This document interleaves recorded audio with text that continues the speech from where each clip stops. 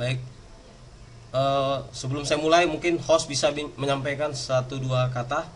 Saya persilakan Saudara Ricky, saya sambil menyampaikan presentasi.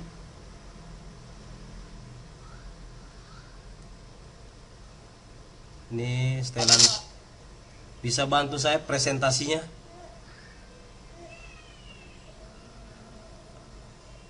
Gimana ini presentasinya? Ada yang bisa bantu? Ricky, presentasi saya bisa ditampilkan? Ini disable ya. Mungkin Ricky bisa akses ke saya.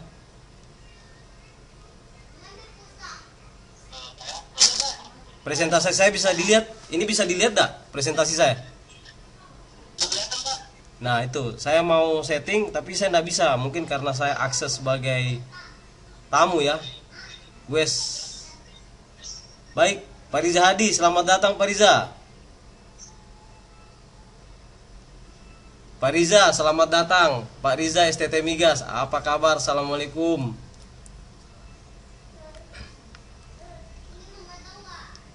Nggih, Pak. Ya, ada yang bisa bantu nih. Presentasi saya disable. Hostnya bisa diaktifkan ke saya.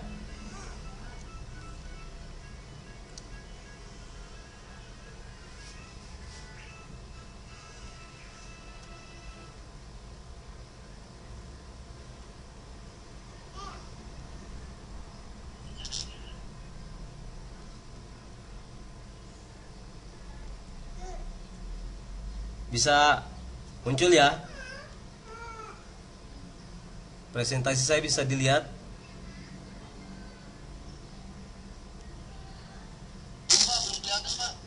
Eh, saya tidak punya akses untuk, mungkin bisa dibantu oleh host.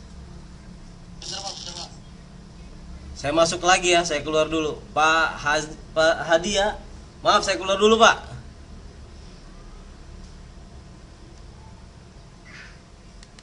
Akses ini.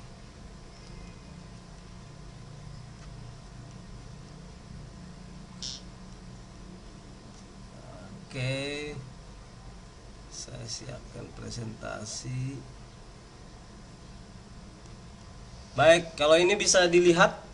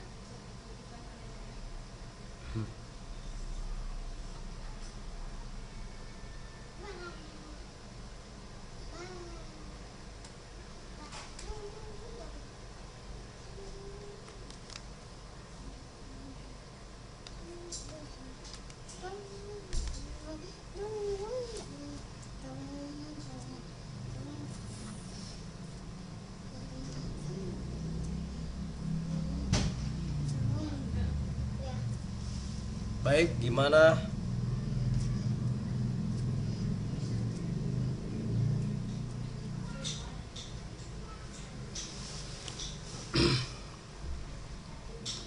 Ini pesertanya rata-rata dari Universitas Mulia ya.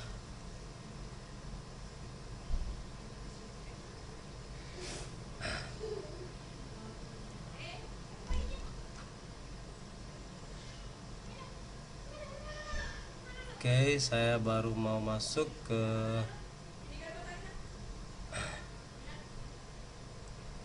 slide presentasi ya. Oke.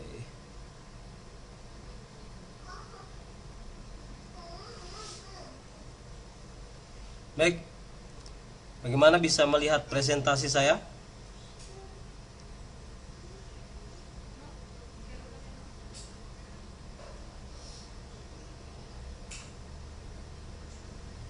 Assalamualaikum. Assalamualaikum.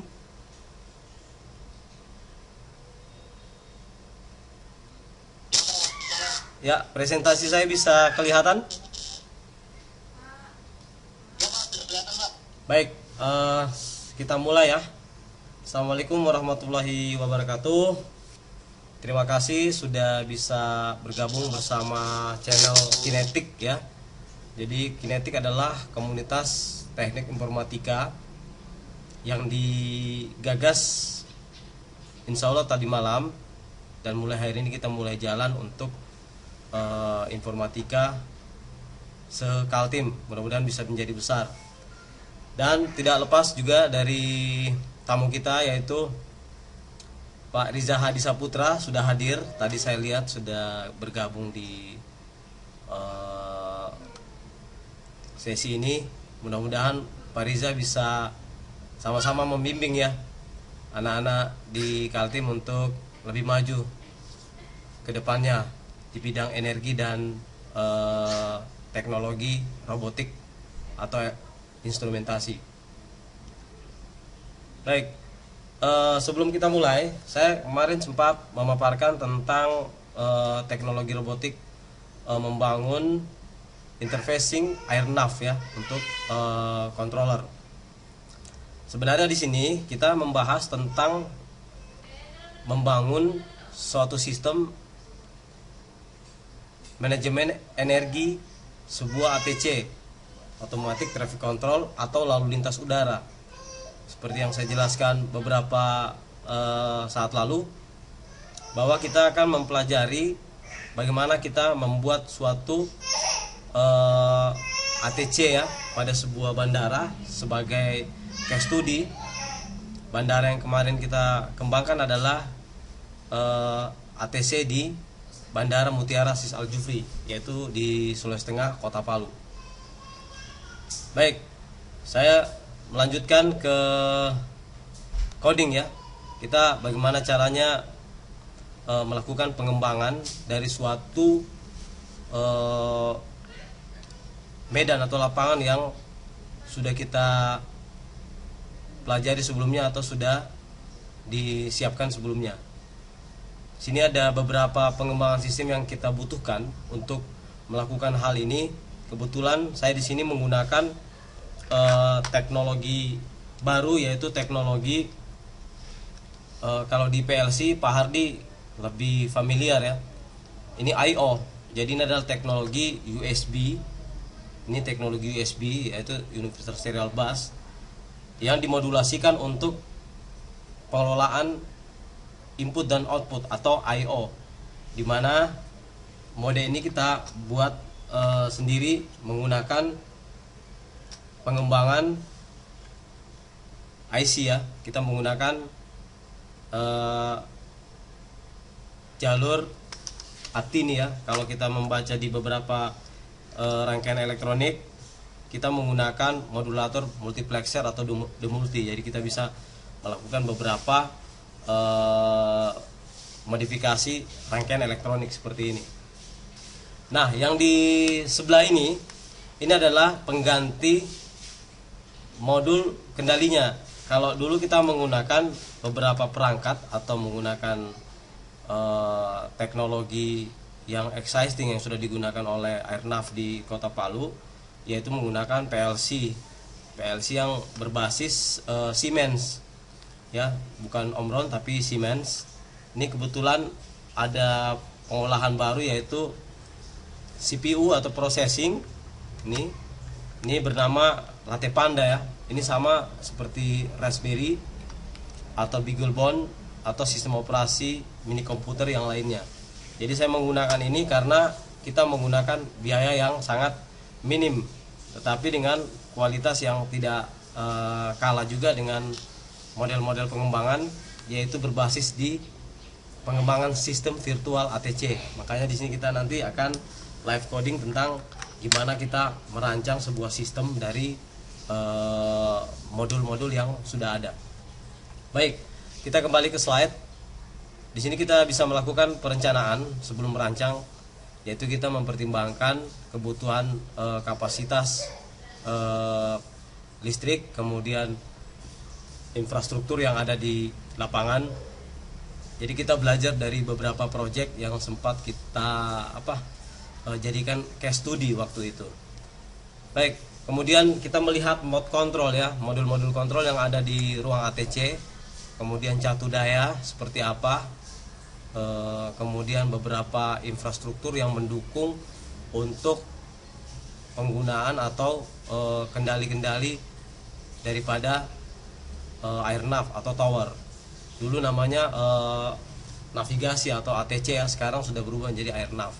Mungkin bisa dibuka di site airnavindonesia.org atau .orid, itu sudah membuat beberapa modul-modul untuk training, pelatihan dan seterusnya. Baik, di sini kita melihat ada dua sisi. Dari sisi computer science yang kita akan lakukan pengembangan dari analisa, yaitu adalah USB relay. Saya kembali ke perangkat ini. Ini adalah USB relay. Ini ada yang 2, ada yang 3, ada yang 4, dan yang terakhir ada yang 10. Dan yang paling terakhir lagi ada yang modul 16. Jadi teknologi USB relay ini sebenarnya kita kembangkan untuk kebutuhan pengembangan programming. Jadi kalau kita belajar di microcontroller di Arduino, kita dibatasi oleh fungsi daripada I/O yang ada di Arduino itu sendiri. Tetapi kalau di sini kita bisa mengembangkan sendiri dan membuat lebih banyak lagi dengan model-model kebutuhan kita. Ini ada yang disebut sebagai USB, dan yang pengembangan terakhir yang kita kembangkan, barang saya belum datang, masih ada di perjalanan dari Cina cukup lama, yaitu TCP/IP. Jadi kita tidak mengembangkan lagi menggunakan program desktop atau Android, tetapi kita menggunakan langsung ke base core, ke pemrograman yang adaptif, yaitu berbasis web. Jadi semua kendali itu digunakan menggunakan web. Untuk protokol kita bisa membangun dengan bantuan RTSP atau protokol sendiri ya, untuk memudahkan antarmuka kendali. Baik, kita lanjut. Untuk software yang saya gunakan di sini untuk pengembangan airnav ini adalah Microsoft Visual Studio 2010 dan PHP ya. Jadi kita bisa menggunakan dua bahasa pemrograman yang saling mendukung untuk view dari kebutuhan ATC airnav. Next. Nah, di sini kita bisa melihat gambar ATC yang sebelum dan sesudah. Yang sebelumnya seperti ini, yang sebelah kiri, yaitu menggunakan PLC Siemens ya. Ini sudah cukup lama, sekitar tahun 80-an. Fungsi di sini sebenarnya cukup mudah. Jadi fungsi daripada ATC untuk mendukung airnav atau petugas tower untuk melakukan navigasi pemandu lalu lintas udara, di mana pesawat tersebut akan landing sesuai dengan instruksi penjaga tower atau pemandu daripada lalu lintas udara. Satu dari faktor cuaca, klimate ya, cuaca yang berubah-ubah, kecepatan angin, kemudian keadaan lapangan steril dan seterusnya, itu menjadi pertimbangan untuk pesawat melakukan landing. Jadi landing itu adalah keputusan yang sangat berat berada di airnav atau di tower. Jadi pimpinan tower ini ibaratnya ketika kepala bandara tidak ada di tempat itu, tetapi yang paling bertanggung jawab adalah airnav atau orang yang mengelola pemandu lalu lintas udara di bandara yang ada. Baik, yang sebelah kiri ini adalah tombol untuk runway. Jadi proses kerjanya untuk sementara waktu case study itu mereka melakukan masih manual ya, masih konvensional katakanlah seperti itu, di mana tower akan melaporkan beberapa kejadian seperti navigasi di arah 33 atau arah utara. Ini utara ya 33. Maaf ya, ini utara arah selatan. Arah 33 adalah arah utara. Jadi ini bagian ke Manado, yang ke kiri bagian ke Makassar. Jadi pesawat kalau knotnya turun dari arah 33 itu harus menunggu instruksi dari tower dan komitmen atau pemantauan dari udara melalui pilot. Jadi pilot menyampaikan bahwa kecepatan knot angin menurut mereka dari pesawat sekian, dengan kondisi cuaca yang cukup baik, maka tower juga akan mempelajari dan menganalisa kecepatan angin juga sesuai dan tidak ada masalah. Maka dipersilakan dari arah 33. Ketika arah 33 diokekan, maka petugas ATC yang ada di kelistrikan atau di manajemen airline control sistemnya, bukan di airnav ya, bukan di tower, mereka melakukan penjagaan ketika terjadi dugaan pesawat diklik oleh tower, runway-nya ternyata tidak nyala. Maka yang dilakukan adalah keselamatan penumpang dan keselamatan pesawat. Maka dilakukan tindakan task force ya, jadi cepat, tindakan-tindakan yang di bandara sudah ready, di mana-mana bandara sudah seperti itu. Itu yang dilakukan oleh petugas-petugas itu untuk memungkinkan pesawat landing dengan selamat tanpa adanya runway. Padahal runway sudah dilakukan tombol on, sudah diaktifkan oleh ATC atau tower nav waktu itu. Jadi inilah yang menjadi alasan mereka melakukan begitu kompleks komunikasi ya, harus pakai HT-nya harus diupdate tiap bulan dan seterusnya. Nah, melihat dari keadaan seperti itu, kami waktu itu melakukan beberapa kelayakan, kemudian melakukan beberapa survei dan seterusnya. Kami melihat memang kebutuhan itu selalu ada pembatasannya, ada kekurangan. Jadi kalau di PLC atau modul-modul itu, waktu itu tenaga untuk operator atau maintenance itu harus didatangkan dari luar. Jadi harus stay orang-orang yang listrikan harus ready di situ. Jadi bukan ahli atau bidang tertentu ya. Jadi masing-masing sudah dibagi-bagi. Kalau untuk modul-modul seperti ini mau tidak mau harus ada maintenance khusus. Nah, untuk menjawab itu maka kita mencoba membuat rancangan, yaitu tombol kendali untuk mulai dari runway, taksi tempat parkir pesawat, kemudian approach untuk pesawat landing, dia buat jarak landing dengan pesawat udara, bypass ke darat dan seterusnya. Kemudian kita melengkapi dengan radar ya. Saya langsung buka coding. Ini seperti ini. Saya jalankan. Ini adalah aplikasi menggunakan Visual Studio. Baik, sambil mendengarkan, apakah aplikasi bisa kelihatan? Halo?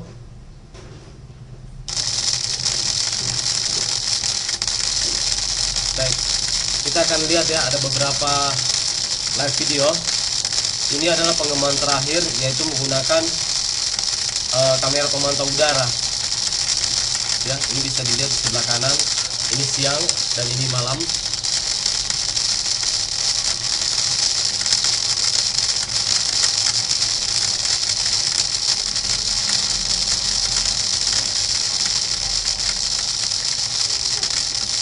Baik, sambil menunggu monitor, kita juga bisa melihat keadaan pesawat ya. Kita bisa mengintegrasikan beberapa sistem yang berjalan di public dunia airport yang bisa mendukung pekerjaan di ATC, airnav dan beberapa unit-unit di bandara dan seterusnya. Ini kita bisa melihat live untuk pesawat yang akan kedatangan atau pemberangkatan, kita bisa mengetahui sebelumnya.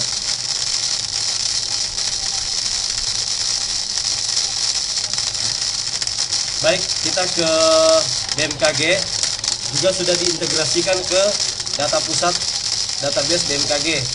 Jadi seorang petugas atau seorang staf di unit bandara untuk PPID, informasi dan jadwal penerbangan bisa masuk ke site ini masing-masing sesuai dengan bandaranya. Kemudian bisa mengetahui keadaan cuaca untuk 1 jam ke depan atau 2 jam ke depan untuk penerbangan berikutnya.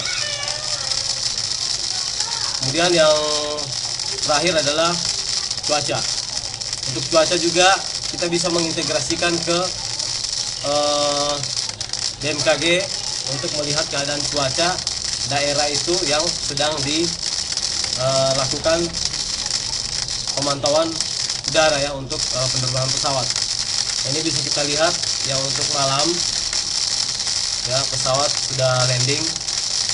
Ini seharusnya view ini berada di tower, karena kita menganggap menggunakan komunikasi HT, kita juga harus mendukung dengan teknologi digital sehingga kita bisa memantau secara langsung. Jadi pada dasarnya di ATC itu tidak memiliki pemantauan secara langsung CCTV atau pemantauan udara sama di tower. Jadi kita harus mengembangkan atau membuatkan ATC juga sama persis melakukan pemantauan yang ada di tower, sehingga airnav dan ATC bisa saling mendukung. Jadi ATC ini adik-adik adalah modul kelistrikan untuk medan daripada lapangan bandara udara itu sendiri. Ini kita bisa lihat sebelah kanan ya. Ini berada dari arah utara ya. Ini dari arah 15 ya. Maaf, dari arah 15 pesawat landing. Nah, ini kalau pada siang hari. Sementara gambar yang di atas adalah ketika pesawat yang landingnya di arah 33. Nanti kita lihat sampai yang selesai. Ini adalah dokumentasi oleh Vincent Roche ya, Raditya. Ya, ada beberapa pilot yang melakukan record. Ini simulasi, kita bisa lihat. Nah, ketika pesawat belok kanan dipandu oleh seorang navigator, airnav di tower juga melakukan pola untuk mengarahkan pesawat mengarah ke daerah taksi ya. Jadi kalau kita lihat ke unit kontrol langsung seperti ini di arah 33 tadi ya, 15 ya. Ini runway nyala, ini runway yang biru ya.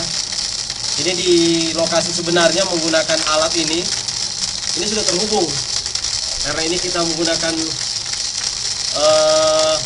terlepas dari sistem ini, maka bisa melihat simulatornya seperti ini. Kemudian kita bisa nyalakan approach ya. Kita menyalakan di area taksi. Kita nyalakan taksinya, maka pesawat akan masuk ke area parkiran atau taksi ya. Ini ada landing T. Landing T ini aktif ya. Ini kalau kuning, saya beri simbol kuning untuk aktif ketika pesawat landing dari arah 33 ya, seperti ini. Jadi pesawat mengarah ke sebelah dari selatan ke utara, seperti itu. Nah, ketika pesawat sudah selesai taksinya, dimatikanlah lampu runway-nya. Jadi runway mati, ini tidak ada lagi lampu. Taksi itu tetap nyala beberapa saat. Jadi kita lihat taksi nanti setelah yang di atas ini landing, kita lihat seperti apa. Nah, pada sistem ATC sebelumnya tidak memiliki itu. Nah, yang live sekarang ini ATC-nya bisa melakukan pemantauan secara real bersamaan dengan airnav di tower, sehingga bisa memastikan pesawat itu benar-benar masuk pada fase kendali. Nah, tugas dari ATC ketika pesawat yang landing dengan sempurna ini adalah membackup kendali yang ada di tower. Ketika kendali tower bermasalah, seperti tombol rusak, lampu rusak dan seterusnya, maka pihak ATC juga stay untuk melakukan pemantauan secara fisik, mulai dari komponen modul, mulai dari catu daya sampai ke lapangan dengan koordinasi patroli yang sedang berjalan dari arah 15 ke 33 atau sebaliknya. Ini kita lihat yang di atas, ini saya perbesar ya. Pesawat akan landing di Palu beberapa saat lagi ya. Ini akan masuk di Palu sekitar 5 atau 3 menit ya. Sambil kita menunggu, kita kembali ke layar utama. Sambil menunggu pesawat yang landing ini, kita juga sebagai ATC tidak bisa melakukan aktivitas sendiri, misal mematikan atau menghidupkan. Jadi yang melakukan aktivitas lalu lintas udara ini pemandunya adalah airnav pada tower. Jadi ketika pesawat dipantau dengan navigator yang ada di airnav, di sini saya tidak menampilkan navigator karena bukan area kami, maka airnav sendiri sudah mengetahui ya. Kalau di sana ada radar, ada beberapa teknologi radar, pesawat, kemiringan dan seterusnya sudah dibaca oleh tower. Di sini tidak menampilkan itu. Jadi ATC ini adalah membantu membackup kelistrikan secara keseluruhan, yaitu di tower, di unit 3 dan unit utama. Unit utamanya adalah tower, unit 3 adalah yang ada di terminal atau unit cepat, dan yang terakhir adalah kita sebagai center daripada sumber daya kelistrikan bandara. Nah, coba kita perhatikan ini, pesawat sudah mulai mendekati kota Palu. Ini sudah nyala ya. Perhatikan ini yang saya lingkar dengan mouse. Ini dari arah laut ya. Kalau dari laut itu arah utara. Ya, dari arah utara atau arah Manado. Kalau dari bukit-bukit gunung itu dari selatan atau Makassar. Ini pesawat sudah mau landing ke Palu. Ini yang menyala kanan kiri adalah approach ya. Jadi ini batas ketika pesawat mau landing. Nah, kalau ini mati, ini sangat berbahaya. Pesawat menentukan landing di mana, di garis ini atau garis sana. Sementara ini adalah sungai dan perumahan. Nah, ini adalah tanda sebelah kanan approach. Ya, ini approach-nya nyala ya. Ini nyala. Kemudian dia landing ke bawah. Ini apron juga muncul. Dia beri sinyal. Cek, runway nyala semua. Kita perhatikan. Perhatikan runway nyala. Sampai ke parking ya, sampai ke parking. Kita lihat. Nah, inilah yang terjadi di udara yang dilakukan oleh pilot. Nah, sistem ini yang belum diterapkan di tower airnav karena beberapa kajian itu mengganggu frekuensi atau sinyal. Jadi mungkin di teknologi ini yang saya baru buat, kita bisa menerapkan teknologi IP ya, atau frekuensi lokal yang bisa membaca pesawat dari radius 3 sampai 6 mil ya, dari bandara atau dari kota Palu, sehingga pesawat yang landing itu bisa dibaca secara real dengan video seperti itu. Itu mungkin bisa membantu. Baik, saya keluar ya, saya berhenti. Nah, kita langsung saja ke permasalahannya. Jadi untuk membuat atau mengendalikan mati. Sialan. Putus. Dari tadi balik putus nih.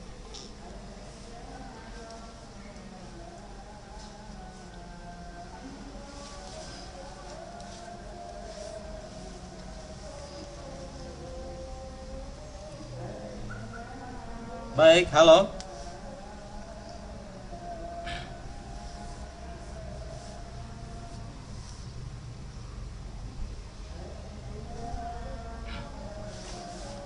Baik, halo.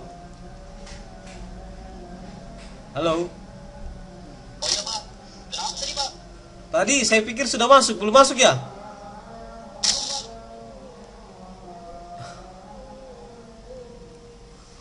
Coba chatting ke saya, bisa chatting.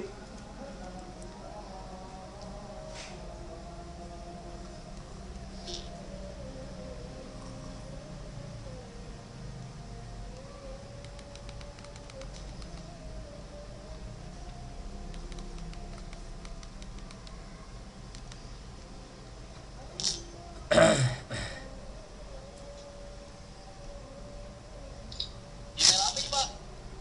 Saya akan kirim materi, mungkin Ricky bisa bantu view. Tadi bisa kelihatan ya? Kelihatan Pak. Tidak ada masalah, tidak put. Keluar tadi. Ya, kenapa? Cuman coba keluar tadi dari room. Keluarnya berapa lama tadi? Lama sih Pak. Oh, baik. Saya mulai lagi ya. Saya layar penuh.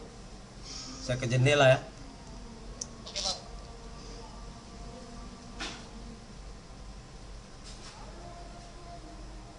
Baik, saya ke sini ke ATC, kita langsung saja ke coding. Jadi yang sebelah kiri ini adalah ATC sebenarnya. Yang sebelah kanan ini adalah pengembangan kita. Gimana kita caranya membuat teknologi ini lebih interaktif terhadap real ya, data realnya. Jadi data realnya ini adalah ATC sebenarnya membackup tower untuk melakukan pemandu lalu lintas, yaitu dengan cara sederhana ya, cukup menekan tombol runway, maka runway ini akan menyala. Taksi, maka area parkir juga akan menyala. Untuk lebih jelas saya ke coding.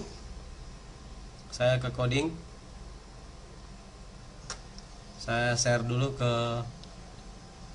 saya berhenti dulu ya, saya masuk ke slide berikutnya, ke program.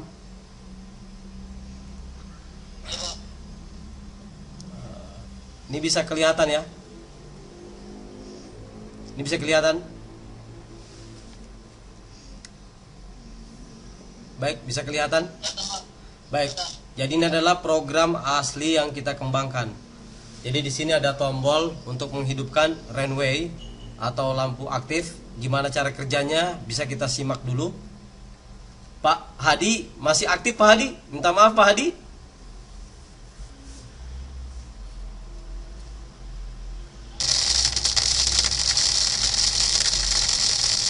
Baik, kita simak dulu aplikasinya. Silakan di view, dinonton masing-masing.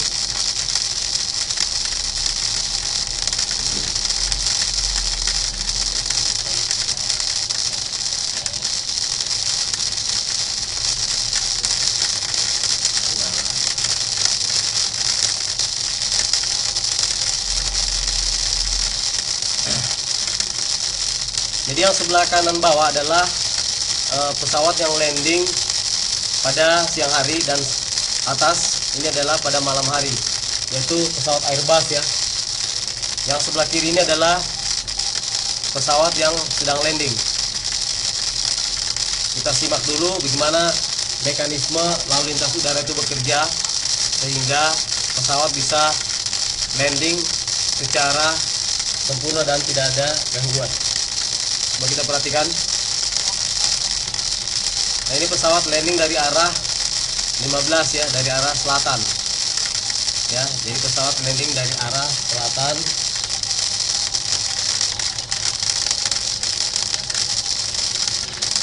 Ini pesawat malam, yaitu pesawat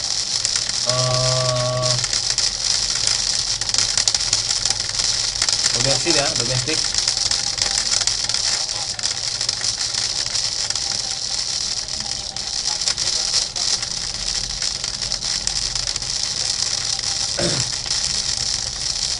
Nah, ini pesawat diarahkan ke sebelah kanan ya. Ini pesawat mengarah ke sebelah kanan memasuki area tax ya, atau area taksi. Ini pada siang hari. Ini pada siang hari. Kalau beberapa tahun yang lalu mereka menggunakan pemandu lalu lintas. Jadi ada beberapa orang yang berdiri di area taksi. Ini seperti ini. Ya.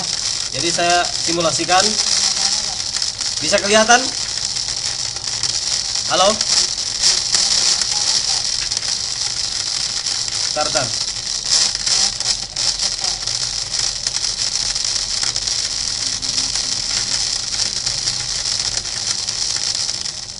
Ya, bagaimana?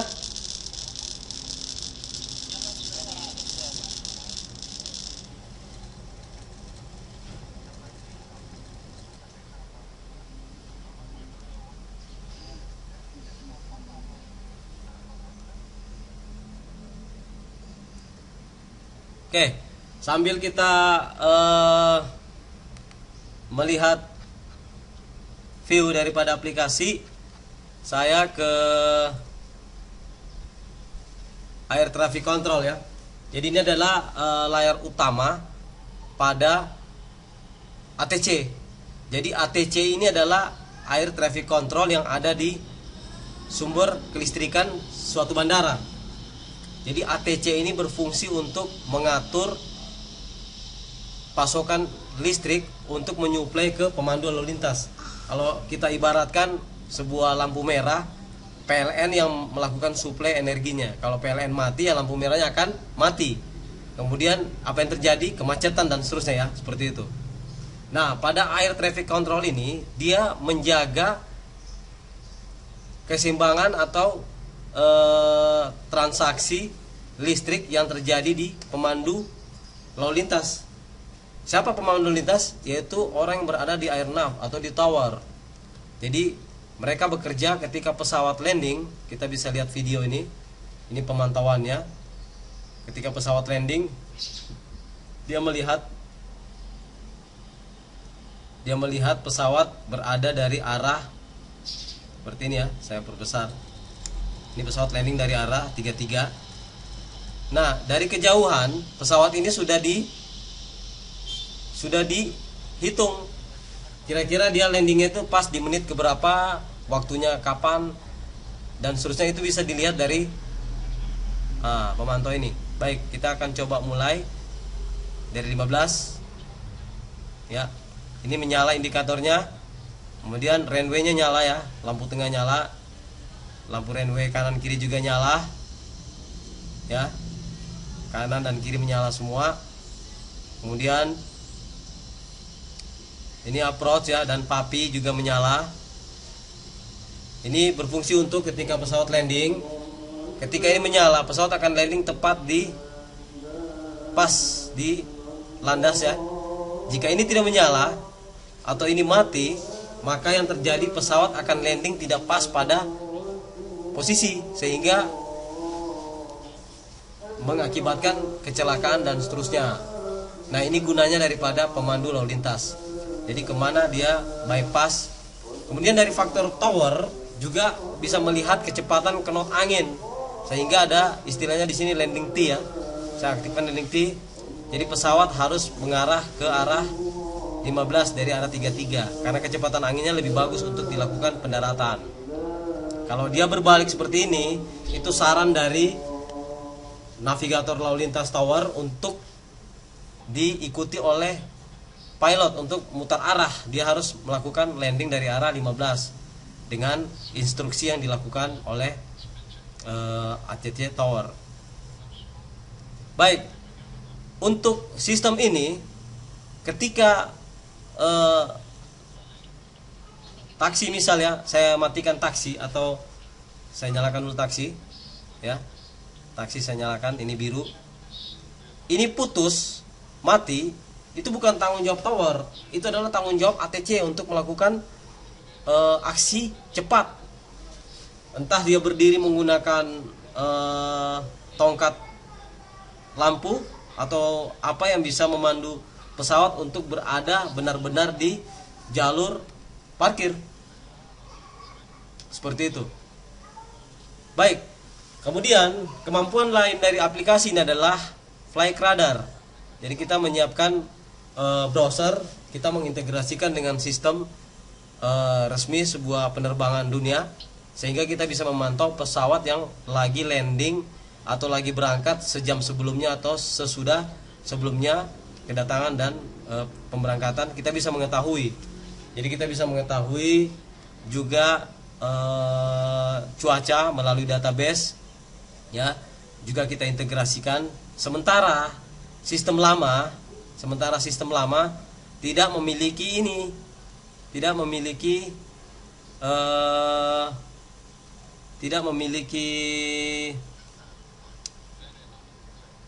sistem lama tidak memiliki mana ya? Nih, tidak memiliki navigasi pendukung. Coba kita perhatikan nih. Jadi ini mereka itu menggunakan HT atau menggunakan komunikasi radio untuk memantau posisi pesawat, posisi lampu, posisi listrik dan lain sebagainya, sehingga itu sangat melelahkan ya. Memang seharusnya seperti itu, tetapi dengan teknologi airnav seperti ini, di ATC juga bisa melakukan pembacaan dari perkiraan cuaca, kemudian pesawat yang real time yang lagi terbang menuju ke bandara tersebut.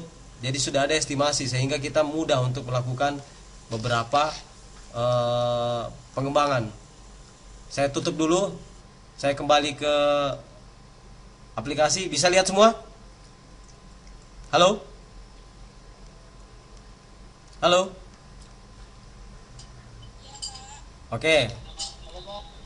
Jadi saya kasih kuncinya ya. Di live coding hari ini sebenarnya tidak terlalu banyak codingnya.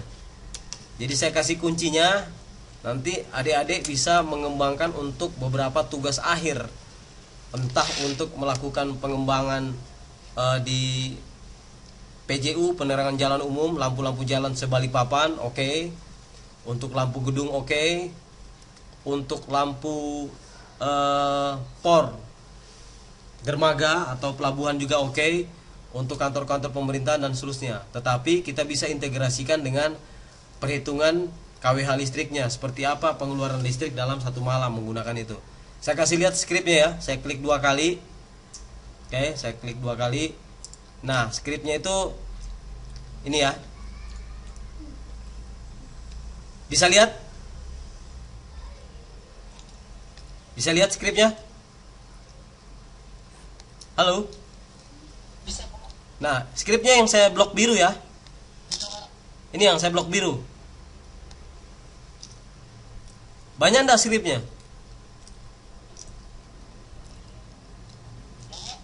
Banyak enggak skripnya ini? Yang saya blok biru ini?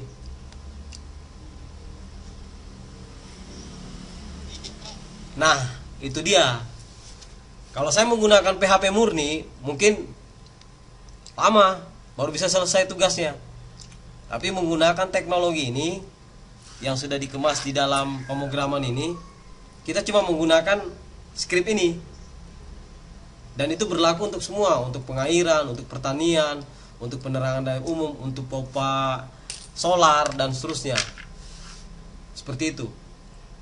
Bisa paham sampai sini? Oke, baik. Jadi untuk pemrograman itu enggak seharusnya sulit dan juga seharusnya mudah. Sebenarnya kita mempelajari itu dari konstruksi ya, dari struktur yang ada. Karena juga saat ini enggak seperti zaman saya waktu kuliah.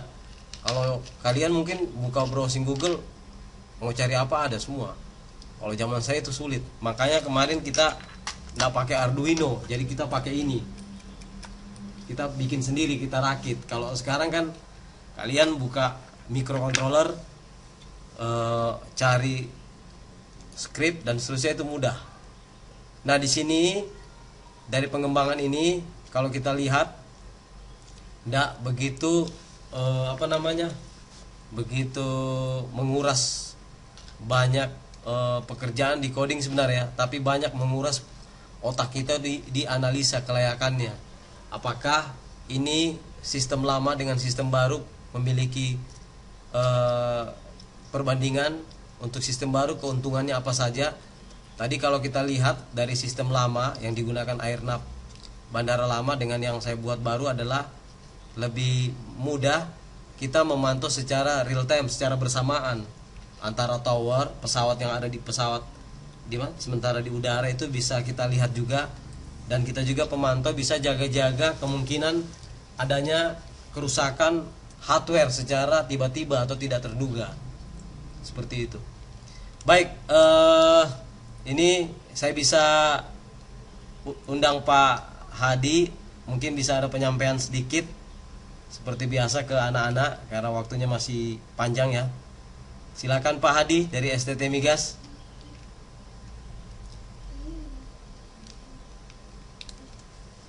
Halo Pak Hadi. Silakan Pak. Saya dari tadi ngomong terus ini. Maaf man. Silakan Pak Hadi. Mungkin ada gambaran ke anak-anak karena anak-anak mungkin berpikir-pikir sekarang ini. Pak Zainal kasih materi dengan contohnya, mungkin Bapak juga punya pengalaman sedikit. Karena yang anak-anak yang hadirin adalah anak-anak yang bakal buat TA. Jadi saya membuka wawasannya itu, TA-nya itu berawal dari sebuah landasan latar belakang, dari sebuah permasalahan, bukan dari sebuah judul ya. Makasih, silakan Pak Hadi.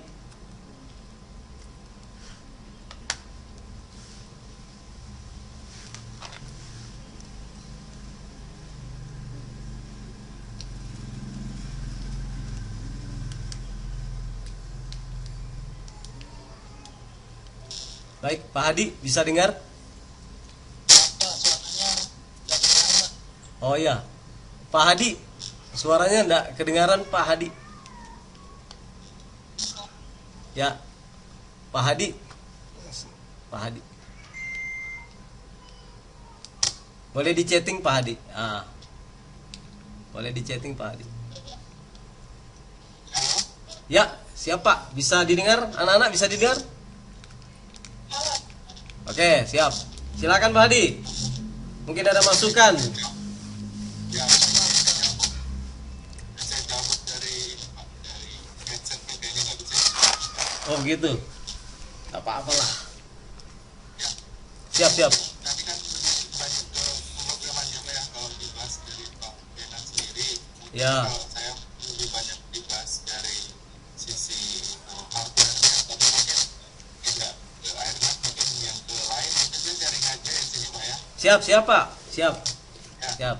Jadi ini masih tugas akhir ya. Saya juga ada juga beberapa yang akan 2017 kalau saya ini ya Pak ya. Siap.